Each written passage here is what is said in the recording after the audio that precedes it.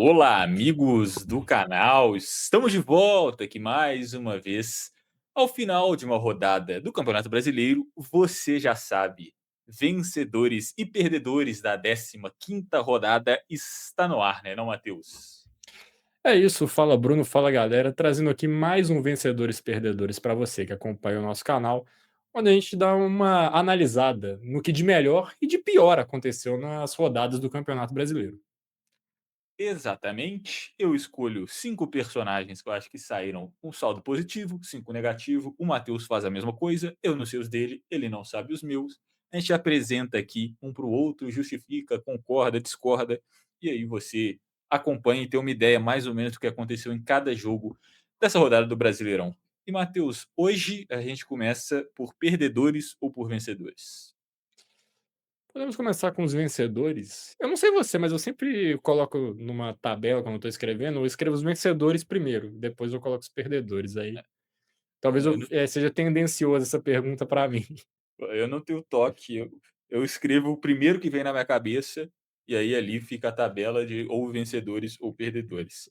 Mas a gente vai começar com os vencedores, eu vou puxar aqui meu primeiro, e eu vou com o Pedrinho, dono do Cruzeiro, presidente, além de estar fazendo muito dinheiro fora do futebol, se não me engano acabou de comprar o EPA, o Super Nosso, alguma coisa assim, mas talvez o melhor negócio que ele fez esse ano foi já ter estendido o contrato de Arthur Jorge. Trouxe o treinador, e já era um cara que todo mundo sabia que era muito bom pelo que fez no Botafogo há 2 anos atrás. Estava ganhando seu dinheirinho lá no futebol árabe, Cruzeiro trouxe e bastaram, assim, 1 mês para o Pedrinho ver que ele era o cara e estendeu o contrato dele para acho que 2 anos mais do que estava no momento. E a verdade é que o Cruzeiro mudou da água para o vinho. Com o Tite, eram, se eu não me engano, 6 partidas no Brasileirão, 2 empates e 4 derrotas. O time era lanterna da competição. E hoje o Cruzeiro é o 11º colocado, com 19 pontos. Ganhou do Bahia fora de casa, que apesar de não estar vivendo uma boa fase, é sempre um jogo muito difícil. E ganhou de 2-1, que é um placar enganoso, porque essa partida poderia tranquilamente ter sido uns 3 ou 4. É o Arthur Jorge, ele encontrou um time para o Cruzeiro. Nesse jogo, ele estava sem 4 titulares e mesmo assim mandou a campo uma equipe muito competitiva. Quando precisou trocar no começo do segundo tempo, ele trocou e melhorou ainda mais o time. Então, assim, é um treinador que está fazendo um excelente trabalho. Um elenco que estava há pouco tempo com outro técnico que é muito renomado. E assim, o contraste do trabalho dos dois é gigantesco, é claro, é cristalino para você ver a diferença de Tite para Arthur Jorge e o negócio que o Pedrinho fez, estendendo com ele antes da valorização. Eu acho que daqui a pouco a gente vai estar falando bem mais dessa barganha que ele conseguiu.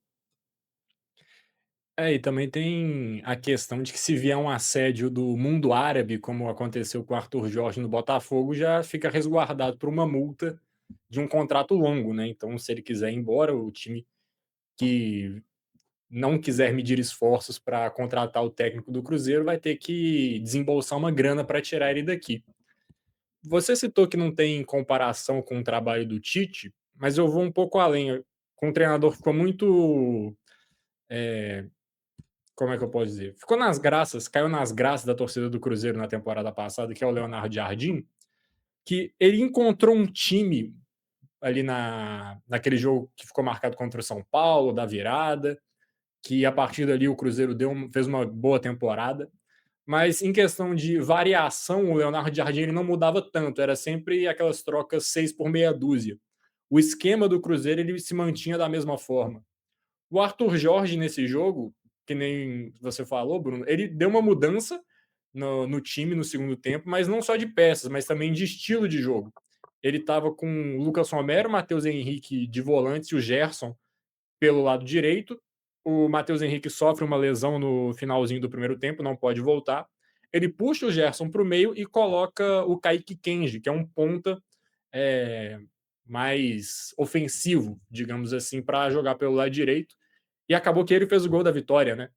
Então, esse Cruzeiro também vai encontrando, além de ter um time titular ali um pouco mais claro, na cabeça do treinador, vem algumas peças que também estão tendo destaque por agora. O Cauã Moraes fez o gol, que é um lateral que estava ali um pouco na franja do elenco, mas parece que vai ganhar minutagem. O Sinisterra começou jogando, ele é um jogador que tem muita expectativa, mas sofre com lesões. Se ficar saudável, pode ajudar muito esse time do Cruzeiro. O Neiser Villarreal deu assistência para o primeiro gol. O Kenji fez o gol da vitória. Então, assim, o Cruzeiro ainda vai encontrando peças que poderiam não ser tão óbvias assim, não ser o time titular, mas como composição de grupo, o Cruzeiro também vai mostrando algumas soluções. Exato, e quase todo mundo que você falou aí, jogadores jovens, né? Praticamente todo mundo aí sub-21, ainda tem o Otávio, o Jonathan Jesus fazendo, bons jogos. O Cruzeiro tem um bom futuro, tem um futuro promissor, e garantindo o Arthur Jorge por mais tempo tem tudo para dar ainda mais resultados. Exato. Você falou do Cruzeiro, então eu vou para o arquirrival Atlético. Colocar o Hulk como vencedor aqui da rodada, porque assim, teve todo aquele problema da saída dele, de ir para o Fluminense, desde o começo da temporada, de que vai sair, vai ficar, não sabe como é que vai ser. Acabou que foi confirmada a transferência agora no, nesse mês, né, no final de abril, começo de maio.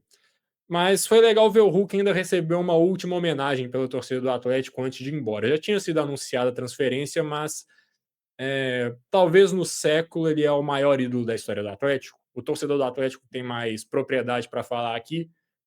Sei que o Atlético teve grandes nomes também, como o Vitor, goleiro, o Ronaldinho, o Diego Tardelli, mas eu acho que o Hulk está entre um dos maiores ídolos do clube na história. Então, ele receber essas homenagens, mesmo com uma saída ali não tão amigável, foi legal. Então, acho que o Hulk sai como um vencedor, porque ele entregou muito para o Atlético e merecia ter uma saída honrosa. E foi o que ele teve no jogo de hoje. Para o Atlético não foi tão bom o resultado, mas vou falar nisso mais para frente. O Hulk é um vencedor. O Atlético, deixa para depois.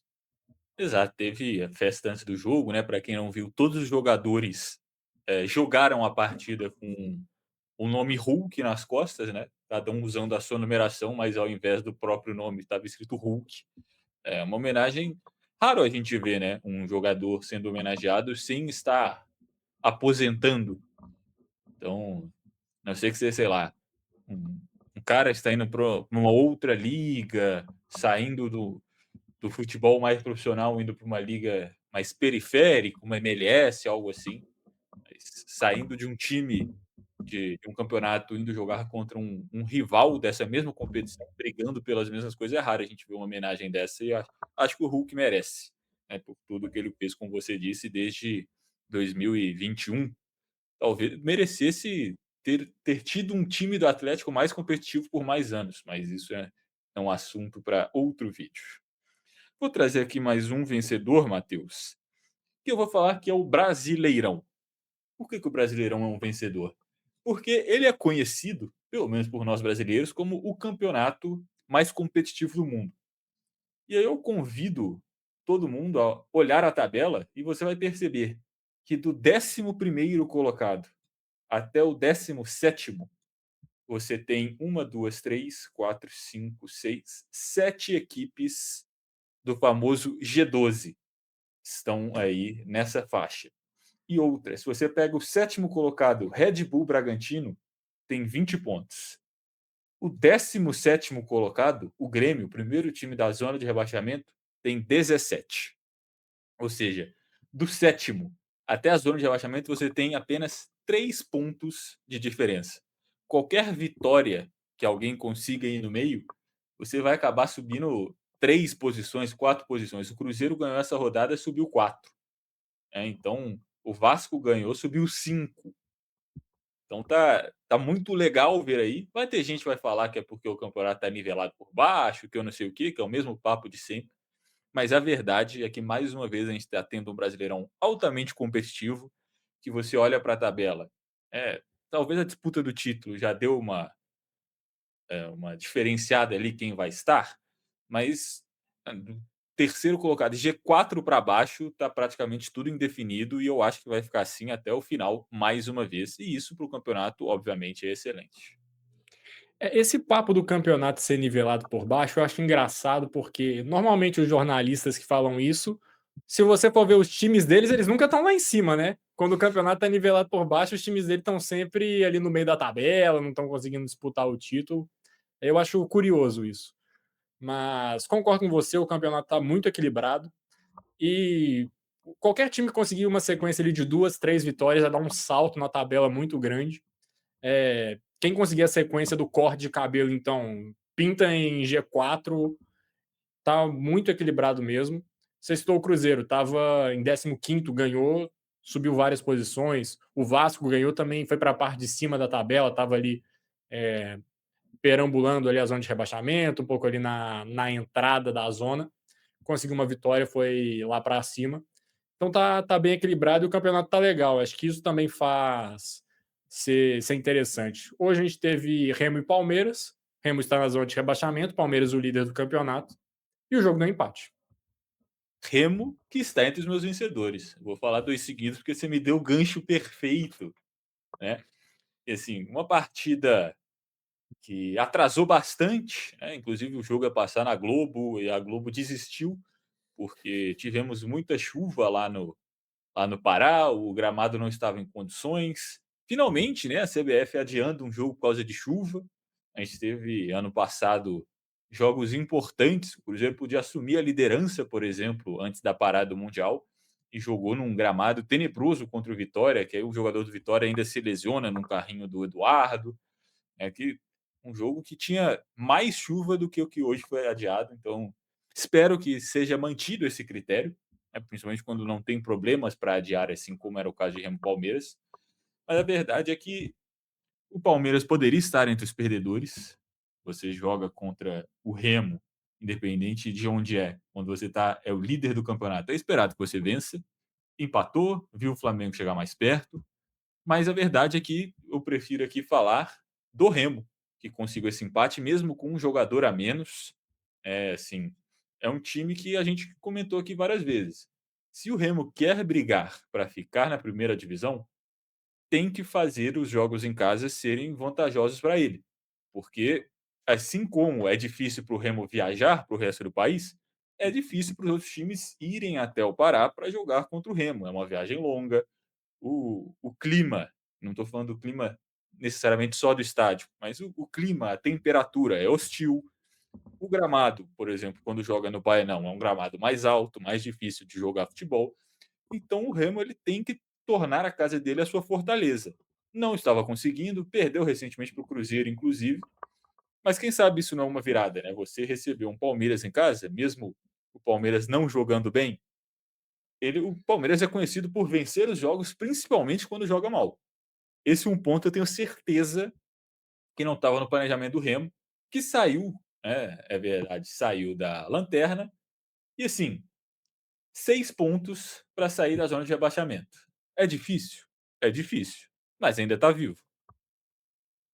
Se conseguir manter essa distância aí até, sei lá, de umas 15 rodadas, dá para sonhar em escapar. O problema é se ficar muito, muito para trás aí. Que nem a Chapecoense está ficando, por exemplo. A Chapecoense já tem uma distância um pouco maior. Mas você focou no Remo, eu vou focar no Palmeiras, nos perdedores. Chegaremos lá. E você trouxe dois, vou puxar dois aqui rapidinho também. E um você até já citou, vou trazer aqui, que é o Flamengo. Ganhou do Grêmio fora de casa e viu seu principal rival na disputa pelo título tropeçar, conseguiu se aproximar minimamente, né? Tem um jogo a menos ainda, que se ganhar aí fica na cola de vez, é um ponto de diferença, uma vitória importante para o Flamengo que precisava desse resultado. Depois da rodada passada, onde conseguiu abrir 2-0 contra o Vasco, mas aí toma um empate no finalzinho do jogo. Era um jogo difícil, né? Você enfrentar o Grêmio em Porto Alegre nunca vai ser uma situação tranquila. O Flamengo conseguiu a vitória. Então, destacar aqui o time rubro-negro. E puxando mais um aqui, coloquei Rodrigo Garro entre os vencedores. Ele que fez um 2024 muito bom quando chegou no Corinthians.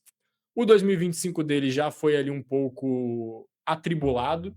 Teve a questão de perder a camisa 10 para o Memphis. Não sei até que ponto isso pesou no psicológico. Teve toda a questão dele lá do incidente dele na Argentina, que também é uma situação complicada, a gente não sabe como fica a cabeça de uma pessoa ali. Não vou entrar nem no mérito do que aconteceu, mas obviamente deve ter sido muito pesado para ele passar por tudo aquilo.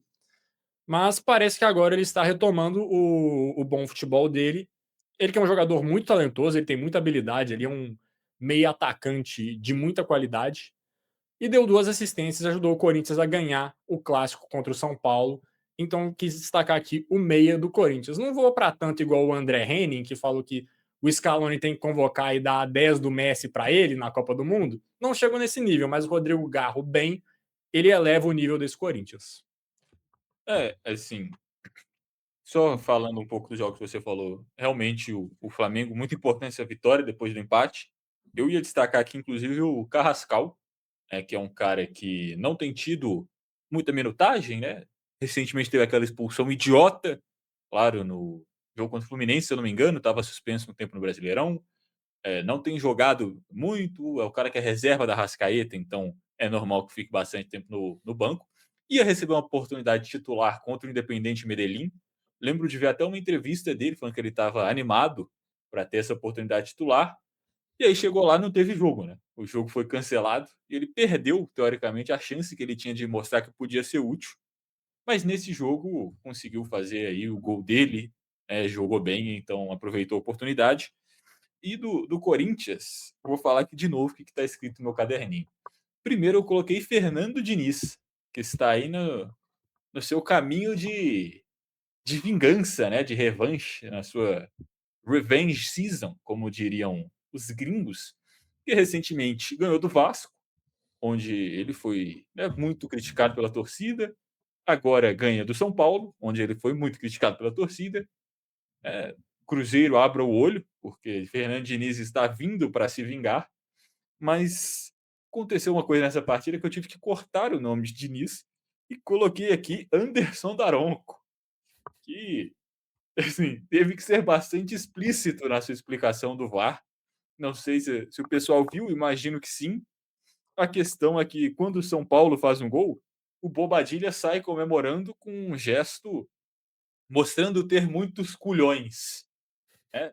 Aí contra o Corinthians, que teve 2 jogadores expulsos por pegar no saco, falando num português vulgar, durante as partidas, os jogadores do Corinthians começaram a apontar, pedir expulsão, não sei o quê, assim como tinham feito com o Corinthians recentemente.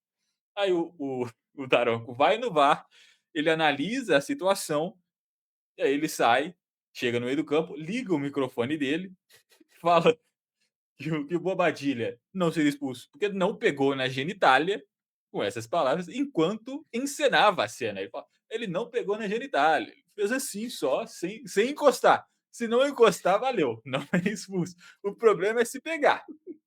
Essa é a diferença. Precisamos de um especialista em pegada no saco para o Campeonato Brasileiro, para saber quando é expulsão, quando não é. Por enquanto, o critério é simples. Encostou, é expulso. Se fez à distância, está permitido. Os manjadores são vencedores da rodada, então podemos É, destacar dessa forma? apliquem para um trabalho. Às vezes, especialistas no bar. Está precisando de mais um nessa linha. Complicado, complicado. Mas trazer mais um aqui. Você tem quantos ainda para Cara, eu tenho falar? mais um. Mais um? Eu tenho mais dois aqui, então vou puxar. Que é Menino Ney. Está entre os vencedores. Fez um gol contra o Red Bull Bragantino. Em semana pré-convocação, né? A convocação da seleção brasileira vai ser no dia 18. Inclusive, temos um aviso no final do vídeo sobre isso, mas vamos segurar a audiência.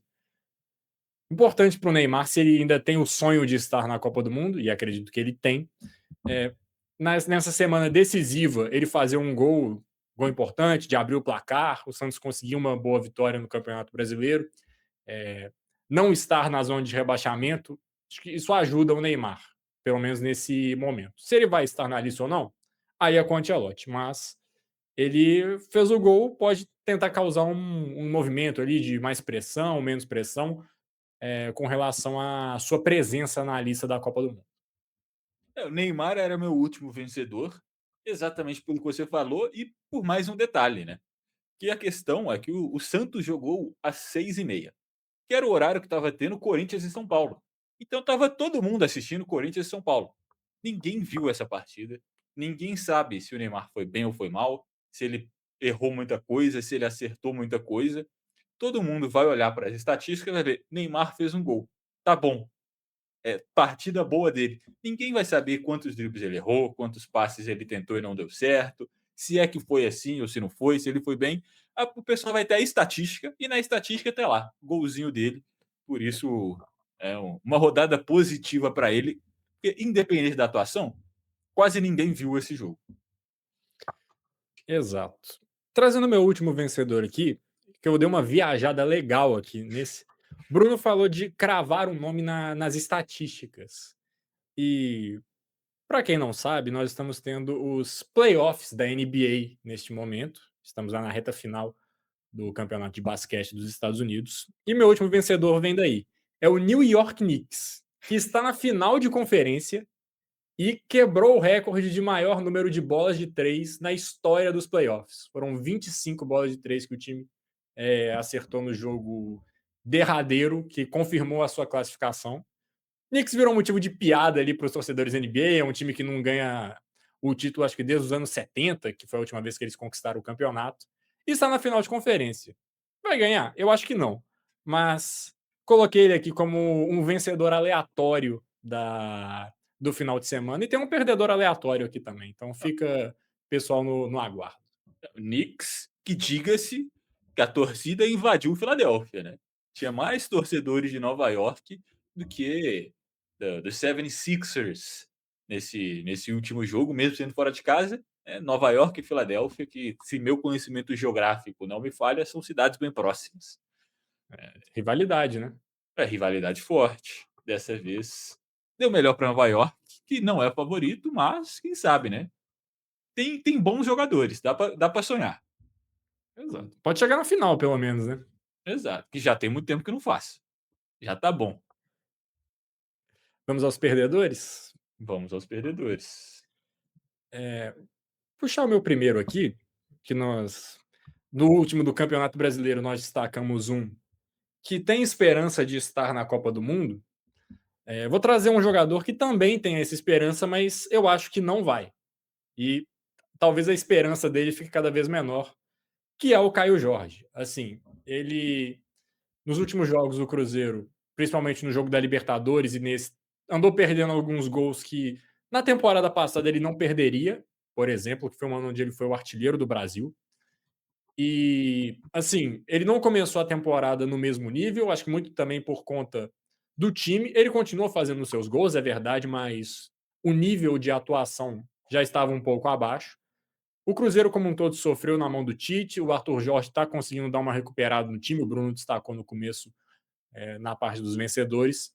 Mas o Caio Jorge enfrentando também alguns problemas físicos, né? Sofrendo com lesões, tendo alguma dificuldade.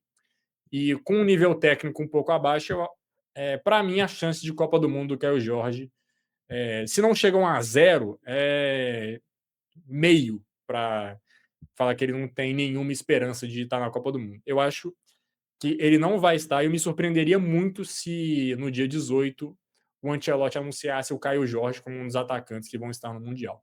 Então eu coloco ele aqui entre os perdedores. Eu acho que fisicamente dá para ver que ele não está no 100%. Ano passado que ele estava, tratorando todas as defesas, né, ele era, assim, muito rápido e muito forte. Quando ele pegava a bola em campo aberto, ele sempre levava melhor contra os zagueiros, e esse ano, claramente ele não tem conseguido fazer o mesmo, está com problema no pubis, que é uma lesão chata. Então, mesmo tratando, ele já falou que não está 100%, dá para ver que está incomodando ainda. Não acho que ele esqueceu como joga futebol, mas para a Copa do Mundo realmente, fica difícil, até porque o ciclo da Copa foi muito complicado, né. Eu acho que tem vários jogadores que, nesse último 1 ano e meio, que foram bem, que, acabaram sendo prejudicados pela forma como o ciclo foi conduzido, e não tiveram oportunidade de ser testados antes. E o Caio Jorge tem o quê? 10 minutos com o Ancelotti? Então, acho que é difícil o nome dele aparecer, né, nessa convocação. Vamos ver o que acontece depois do meio do ano, né? Porque Parece que ele tinha até vontade de voltar para a Europa, mas tinha permanecido no Cruzeiro com o sonho de Copa do Mundo. Se não acontecer, vamos ver se vão existir propostas para ele sair, depois do mundial ou não. Trazendo E aqui ó, só um parênteses, você destacou a parte física, pode ser que a pausa seja muito importante para ele se recuperar 100%, né. exato, Numa provável não convocação, ele fica no Cruzeiro, trata o problema físico que ele tem e volta pós-mundial, seja se tiver proposta ou não, na ponta dos cascos, assim. com certeza. Trazendo aqui meu primeiro perdedor, você já citou anteriormente, falou do Hulk, então eu vou como perdedor a torcida do Atlético, que na mesma noite perdeu o seu maior ídolo, pelo menos maior ídolo recente, despediu dele sem ver ele em campo. É a última imagem do Hulk pelo Atlético. Ele indo embora minutos antes de um jogo contra o Flamengo, que o Atlético foi goleado. É a última vez que o Hulk apareceu na lista de relacionados. E, assim, eu quase coloquei o Barba Domingues entre os vencedores, porque parece que ele conseguiu encontrar um time para o Atlético nesse momento de crise.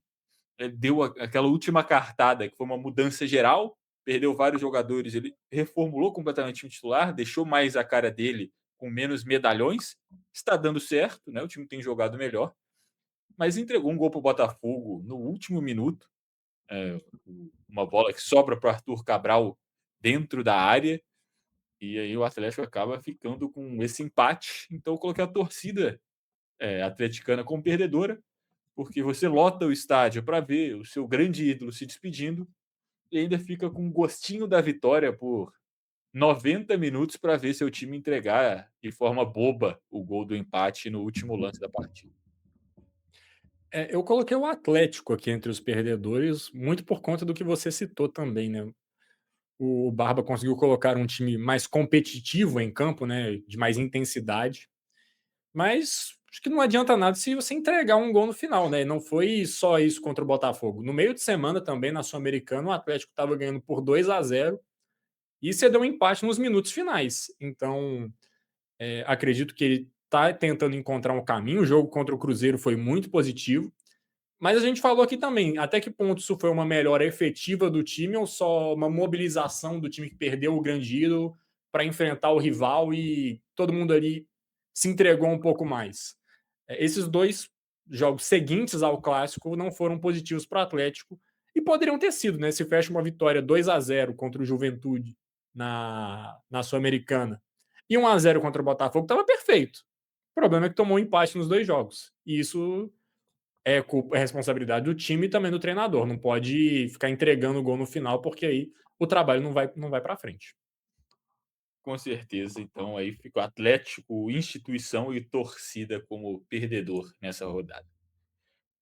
Trazendo mais um aqui, cara, eu vou com o Curitiba, que faz um bom campeonato, acima das expectativas. É um time que defensivamente é muito bom. Recebeu o Internacional, que não começou tão bem o campeonato, mas acho que a gente pode falar que tá em recuperação, né? São 2 empates e uma vitória nas últimas 3 rodadas. Saiu da zona de rebaixamento, um ponto à frente do rival Grêmio, que é quem abre o Z4. Mas assim, o Curitiba jogando no Couto Pereira, comparando o momento dos dois times, eu imagino que estava confiante que poderia sair com os 3 pontos. E estava saindo com os 3 pontos até o 51 do segundo tempo, quando Félix Torres empata o jogo para o Inter. E aí o Curitiba poderia estar em sexto, fechando o Z6, o G6. Nesse momento é o nono. Tá todo mundo embolado e uma vitória e um empate fazem muita diferença nesse momento, nessa faixa da tabela, e o Curitiba bobeou. É um time que é tão bom defensivamente, toma um empate aí aos 51 do segundo tempo. Exato, eu concordo com você. O Curitiba não está na minha lista, mas acho justo que esteja aqui, pelo menos na sua, né? E estava na frente por dois momentos, né? Abriu o placar, o Inter empata, faz o 2-1 e cede o empate no final. Vem fazendo um campeonato muito bom, mas era um jogo que dava para ganhar, né? Acho que esse fica o sentimento. O empate com sabor de derrota. Exato. Trazendo mais um que teve empate com sabor de derrota essa rodada é o Palmeiras. O Bruno já destacou ali todo o contexto do jogo, que foi adiado por conta da chuva e tal. Eu me lembro muito bem, sou um fã de Fórmula 1 e toda vez que tinha corrida na Malásia, de madrugada, o Galvão Bueno falava que era uma corrida que sempre chovia e sempre chovia forte, assim. O Galvão Bueno vinha e falava que a Malásia era. As pessoas lá eram como em Belém do Pará, de marcar de encontrar antes e depois da chuva. E o problema é que marcaram o jogo na hora da chuva, ao que parece, né? Então o jogo deu uma atrasada. Coloca o Palmeiras entre os perdedores, porque são duas rodadas onde o Palmeiras deixa escapar pontos que talvez não deveria, né? A rodada passada foi um empate contra o Santos, aí beleza, clássico e tal, mas pela fase do Santos, sem os jogadores que o Santos não tinha, estava sem o Neymar, estava sem o Gabigol também, se não me engano. E nessa rodada aqui também o jogo contra o Santos no Allianz Parque, e dessa vez contra o Remo, mesmo sendo no Pará, não imaginava que o Palmeiras pensasse num empate nessa partida, né? O Palmeiras devia imaginar voltar para São Paulo com os 3 pontos. Então, coloca o Palmeiras entre os perdedores. 2 rodadas seguidas sem vitória. E como destaquei nos vencedores, o Flamengo se aproximando, né? O Gabigol até jogou esse jogo contra o Santos. É Aí, verdade, eles assim, estão fora na outra. exato.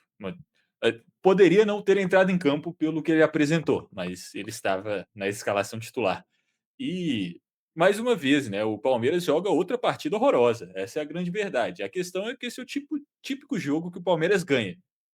Vai jogar contra um time da zona de rebaixamento, fora de casa, mete um jogo feio, o Palmeiras ganha de 2-1. Quase conseguiu, né, teve um gol anulado polêmico, que a bola pega na mão do Flaco Lopes, sem intenção, sobra para o Bruno Fux, que faz o gol, o juiz anula por causa da mão, aí vão falar da regra, porque se a mão é não intencional e sobra para outro jogador, pode fazer o gol, e aí tem gente falando que mão é mão e não sei o quê. Na Quer verdade, discutir isso aqui de novo? a gente ficou falando de mão muito tempo no vídeo da Champions League. O Palmeiras quase conseguiu, mais uma vez, sair vitorioso numa partida nesse formato, mas assim, é pouco, né? Pelo que o Palmeiras investe, pelos jogadores que tem. Você vai jogar contra o Remo, um time de zona de rebaixamento, e fica dependendo de lances como esse, né? Ainda coloca depois o diretor de futebol na entrevista coletiva, xingando o juiz, fica fazendo postagem em rede social na conta oficial do clube, criticando a arbitragem. Não, teoricamente era para ser uma vitória mais fácil. O Palmeiras não deveria precisar tanto de contar com esse tipo de coisa para ganhar do Remo, dentro de casa ou fora de casa. Acho que o que o Palmeiras pagou no John Arias deve ser mais do que o valor de todos os jogadores do Remo somados.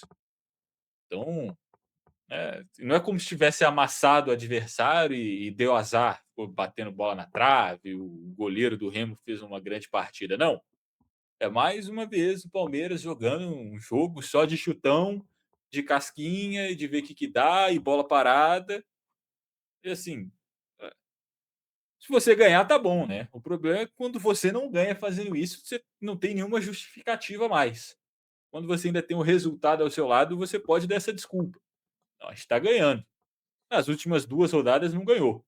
Nas últimas 5, ganhou 2, empatou 3. Continua invicto. Mas a distância para o Flamengo, como você falou, está diminuindo. E o Flamengo está jogando bem mais bola que o Palmeiras nesse momento. Bruno, em termos de bola jogada, o Palmeiras é o Arsenal Tupiniquim? O Arsenal, que a polêmica de arbitragem foi pro outro lado, né? O Arsenal que roubou o West Ham para ser praticamente campeão inglês. Mas eu acho que o Arsenal joga melhor do que o Palmeiras, pelo menos. Sim, é um time feio de ver, é um time feio de ver. Mas tem uma troca de passes de vez em quando, não é só chutão. Eles tocam a bola até chegar num ponta que vai cavar o escanteio.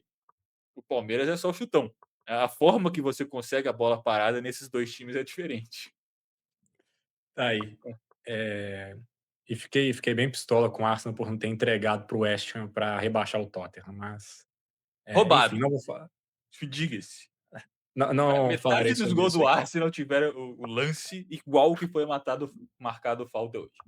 Isso não é assunto para o vídeo. É. Seguindo aqui com a minha lista de perdedores, coloquei o Luiz Castro, técnico do Grêmio, perdeu para um conterrâneo, né, o Leonardo Jardim, compatriota no Rio Grande do Sul. E quando ele chega, tinha alguma expectativa, o Grêmio fechou ali 2025 tendo uma retomada, com o Carlos Vinícius marcando muitos gols, com o Arthur ali no meio campo, o William jogando. Chega nessa temporada, tem até uma certa, como é que eu posso dizer? Acho que é expectativa, de novo, no que o Grêmio poderia fazer, trazendo um treinador que teve um sucesso ali em 2023 no Botafogo, saiu do campeonato liderando, né? E passadas 15 rodadas do campeonato, o Grêmio está na zona de rebaixamento. Acho que é um trabalho bem decepcionante do Luiz Castro até aqui e coloco ele entre os perdedores. Eu acho que a única notícia positiva do Grêmio nessas últimas rodadas tem sido os jovens, né. Gabriel Mack, conseguindo aí sua vaga como titular, ele que é um jogador de muita expectativa no não só no Grêmio, como no futebol brasileiro, jogador titular de seleção brasileira de base aí há muito tempo. Thiaguinho também, que é outro garoto que ganhou alguns minutos nessa partida. Mas a verdade é que, será que o Luiz Castro não é aquele caso que você está lá, às vezes na praia, você tem um amor de verão, Matheus, e aí você tem que se despedir, e tá tudo perfeito, e você, cara, você parte no melhor momento, e fica só o gosto bom. Tentaram dar uma segunda chance e não tá dando certo, né. Eu acho que o que ele viveu no Botafogo, o corte num momento que estava no ápice, talvez não naquele momento não vai mais voltar. Não, pelo menos aparentemente, aquele relacionamento, mesmo que não seja com o Botafogo, aquele Luiz Castro de 2023, acho que tá só no imaginário do futebol brasileiro. Aparentemente não é o que é o normal. Será que foi só uma grande fase e acabou quando tinha que acabar? Pode ter sido, não digo que acabou quando tinha que acabar, porque O veio o Al botafoguense se Nassr importa, né. na história, né. E mas trabalho bem ruim, né. E sobre essa situação, um outro português que, se for esperto, não bota o pé no Brasil mais é o Jorge Jesus, cara, porque assim, a mística, a fama que ele tem aqui é tipo, se perguntar pra gente Guardiola ou Jorge Jesus aqui no Brasil, é capaz de ter gente responder Jorge Jesus. No Rio de Janeiro vão te responder Jorge Jesus, eu Então, assim, garanto. ele ficou com uma imagem muito positiva aqui no Brasil, de um técnico que ele não é, tipo assim, na carreira dele, ele não é o que foi aqui no Flamengo. Ele é um técnico bom, beleza, mas aqui foi totalmente fora da curva, assim. Um ano onde tudo deu certo na carreira dele. Luiz Castro quis tentar voltar, não está dando certo. Então, complicado. Tá cada vez mais desfazendo a imagem que fez num. Não foi nem um ano bom, foi um primeiro turno bom no Botafogo, né? Com certeza. E que depois o Arthur Jorge no ano seguinte faz melhor, né. Bem que Sim. com jogadores diferentes, com mais investimento, mas a verdade é que o trabalho do Luiz Castro não está bom no Grêmio, mesmo que a gente pese que o elenco do Grêmio também não é grandes coisas, né, mas zona de rebaixamento é um pouquinho a mais. Cara, eu vou com mais um perdedor aqui, assim, a pessoa que trabalha com design no Vasco da Gama. Eu não sei se as pessoas assistiram o jogo, mas o Vasco achou de bom tom colocar como patrocinador um QR Code gigantesco. Assim, ó, vou até levantar aqui para demonstrar. Imagine que essa é a camisa do Vasco. Aí você tem a faixa aqui. A camisa do Vasco é bonita, né? Aí você tem uma faixa aqui. E onde está esse patrocínio da Chevrolet, na minha camisa da Universidade do Chile, tem um quadrado gigantesco aqui que é um QR Code. Ninguém vai ler esse QR Code. Não dá para ler o QR Code com os jogadores correndo. Não está parado na tela. Então, você vai parar o jogo que você está assistindo na TV, dar pause no meio da partida para ler um QR Code que vai estar todo amassado na camisa. Não é funcional, é horroroso, fica feio na camisa. Então, para que botou esse QR Code? A não ser que alguém compre a camisa, esse colecionador que compra a camisa de jogo que vai estender em casa, parado, para ver o que que é, ninguém vai ver o que que é esse QR Code da camisa do Vasco. Só serviu para enfeiar uma camisa bonita.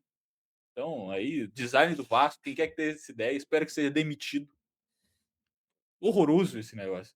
E não é a primeira vez que põe QR Code em camisa de futebol. Nunca funciona esse negócio. É, mas pra ser justo, melhor o QR Code do que o logo do SBT, né. Tá Não, mas aí, aí é pra quem lendário. conhece a história, vai ficar. Isso aí Eu, Nico Miranda, nunca colocaria um QR Code na camisa. cara, essa história do escudo do SBT, do símbolo do SBT é inacreditável, mas tá aí, o Vasco sempre arrumando um jeito de figurar entre os perdedores aqui, até quando ganha o jogo. Eles ganharam. Pô, o Vasco ganhou, não tinha como a gente encaixar nos perdedores, demos um jeito. Tem que continuar. Tem que continuar. Recordista de aparições de perdedores, Vasco da Gama, tem que aparecer aqui Teve nessa. um cara lá no TikTok que comentou: "Fala do Vasco que dá engajamento". Tá aí, estamos falando do Vasco, então a gente espera que os torcedores vascaínos vejam o vídeo aqui. Mas eles vão concordar comigo. Nessa eu tenho certeza que ninguém discorda dessa aposta desse QR Code na camisa.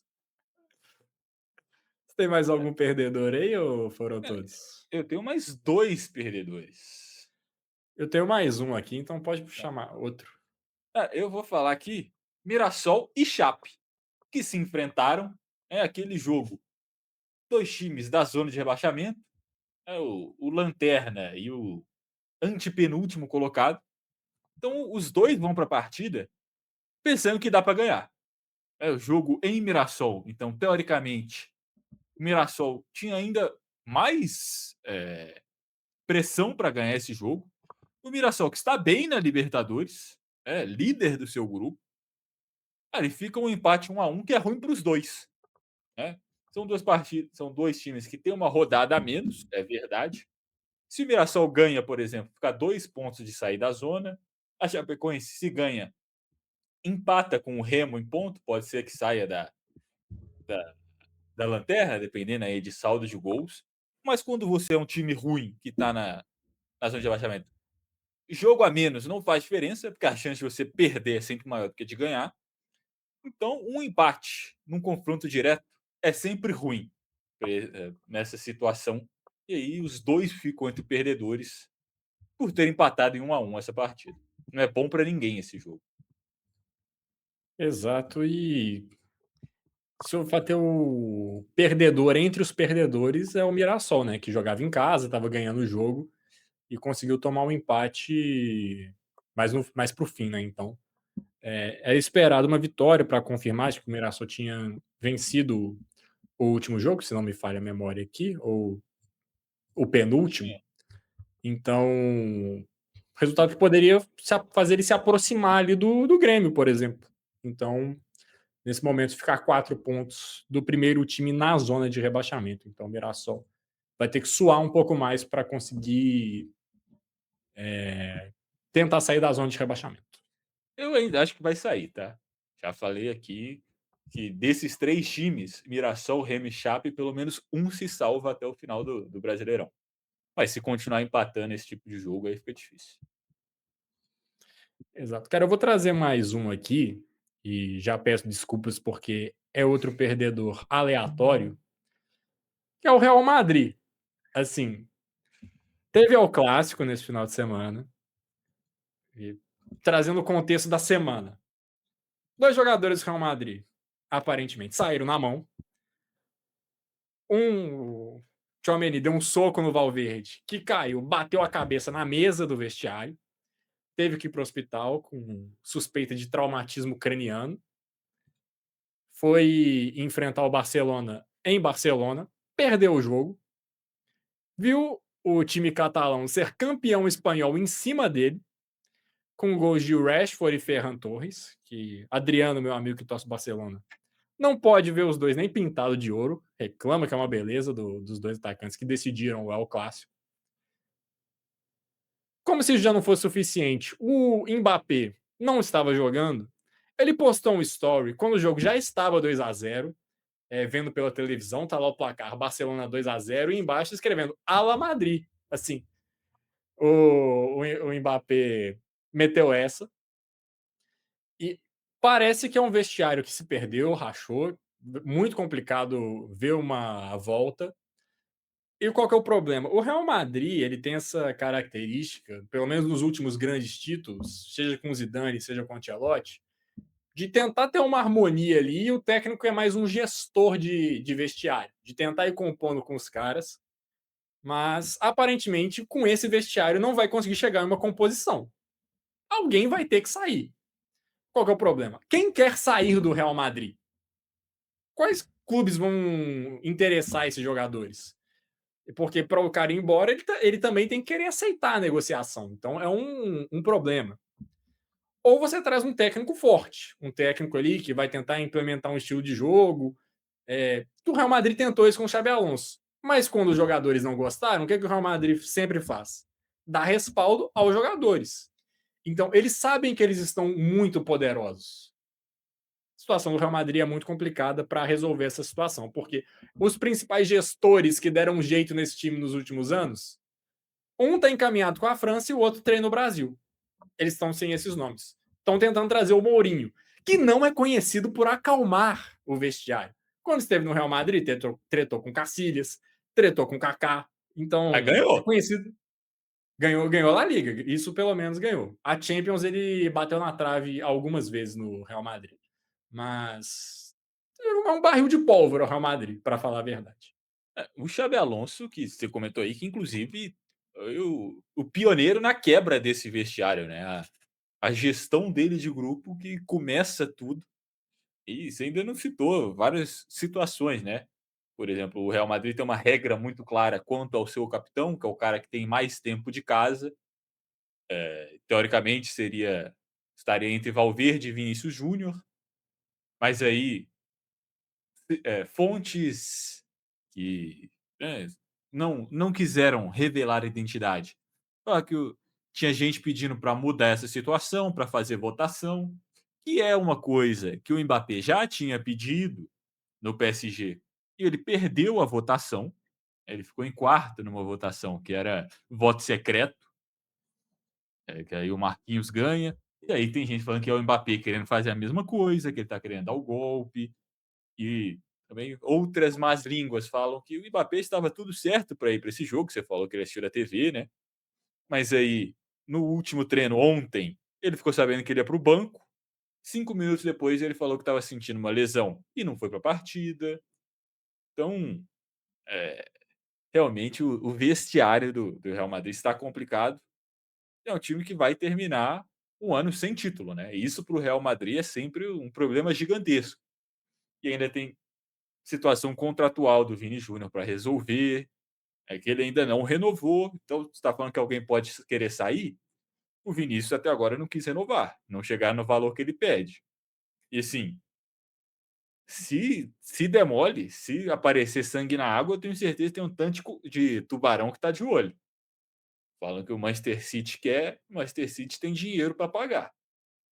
Então, muita coisa ainda para se resolver. E realmente não sei se tem algum treinador que chegaria agora e conseguiria acalmar as coisas, sem ser os dois que você citou, né? Sem ser Ancelotti e Zidane. Não sei se tem alguém que chegaria e peitaria todo mundo.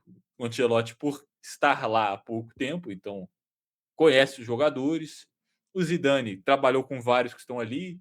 O Mbappé, que eu falei aqui, que é um cara que aparentemente é de difícil convivência, é francês também, então conversa ali literalmente a mesma língua que o Zidane. Mas ao que tudo indica, Zidane não gostava muito do Vinícius na época, né? Se eu não me engano, foi ele que botou o Vinícius para jogar de lateral em algum momento. Então, não sei até que ponto seria a solução. Trazendo aqui o meu último perdedor, voltando para o Campeonato Brasileiro, também é um clube que já foi citado quando você falou do Hulk, cara, que é o Fluminense. O Fluminense, para mim, é um perdedor. Empatou com o Vitória no Maracanã. O Vitória que faz uma boa campanha, né? A gente sempre tem que destacar aqui. Mas, de novo, esse é um jogo que o Fluminense, quando tá lá olhando a tabela, marca como 3 pontos. Vitória dentro de casa, se você tem que ganhar. E assim, parece que a lua de mel do Zubeldia acabou, né? São 4 partidas sem vitória, ganhou um jogo dos últimos 6. Situação na Libertadores não é das melhores. É O, dramática. assim, tô querendo ser gentil, né. A situação está difícil na Libertadores, pegar aqui, para não falar bobagem, a tabela, enquanto eu vou falando, mas assim, o Fluminense não tem jogado bem, lanterna do seu grupo da Libertadores, 2 pontos em 4 jogos, está a 3 do Bolívar, então cara, é difícil ver o Fluminense recuperando, e acima de tudo tá jogando mal. O Fluminense não joga um bom futebol. Verdade que o time do Zubeldia, mesmo naquela excelente sequência, não tinha, não era um time que jogava um futebol muito vistoso, mas tinha uma defesa muito segura, o que não tem aparecido. O ataque continua tendo dificuldades. John Kennedy, que foi titular nesse jogo, fez um gol bonito até, num bom domínio. Mas dessa vez, quando o ataque apareceu, a defesa não segurou. Então é um time que você não pode confiar muito no ataque, a defesa não te passa segurança, não joga bem, não está conseguindo ganhar jogo. Então é uma crise em construção, eu diria, nesse momento, o time tricolor. Não do nível do Real Madrid, ninguém saiu na mão ainda, mas a batata do Zubeldia está começando a assar. É, e são resultados que meio que afastam o Fluminense de uma possível briga pelo título, né.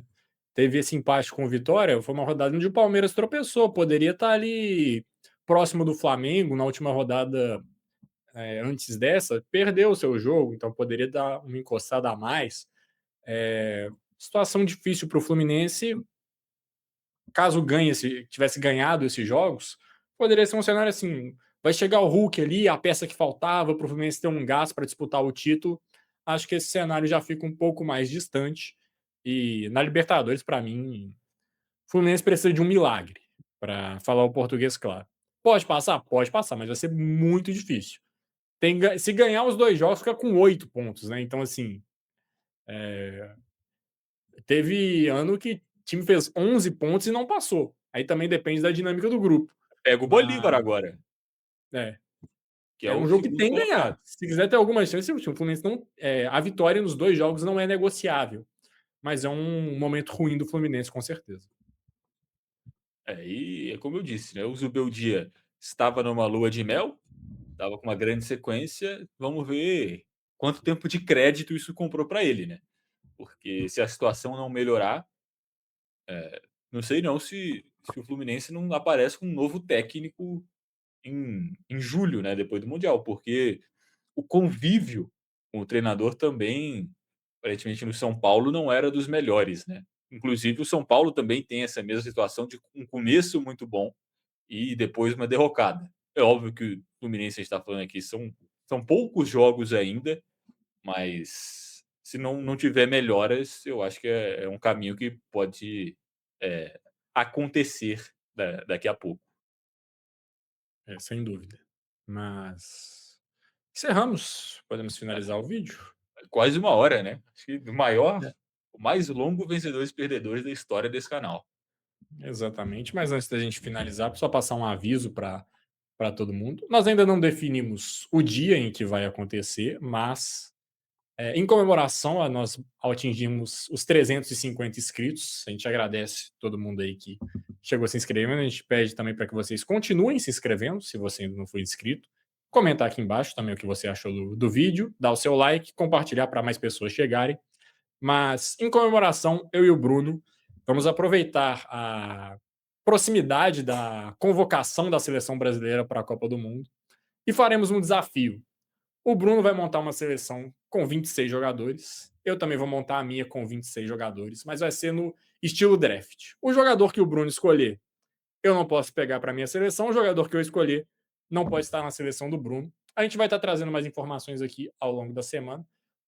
Vai ser ou no finalzinho dessa ou no início da próxima, antes da convocação do Ancelotti, com certeza. A gente vai fazer uma live com esse duelo de convocações para a seleção brasileira.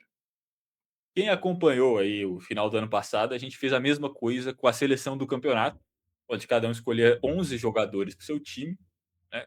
Claramente eu ganhei aquela competição e o Matheus quer uma revanche agora, mas dessa vez vamos fazer aí com 26 jogadores, ao todo 52 nomes vão ser escolhidos aqui. Será que Neymar irá para a Copa do Mundo do canal Corneta Ball? Ele estará entre os E melhores vagabundo 50 tá lá. jogadores brasileiros? Será que o Bruno vai convocar o Neymar?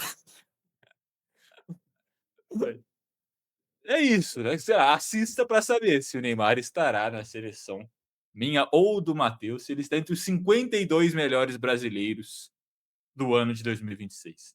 Mas é isso, né, eu acho que passamos aí os recados. De novo, deixa seu like se você curtiu, apoie o nosso canal. A gente agradece todo mundo que assistiu aí 55 minutos da gente falando algumas bobagens e algumas informações. É isso, um abraço, até a próxima.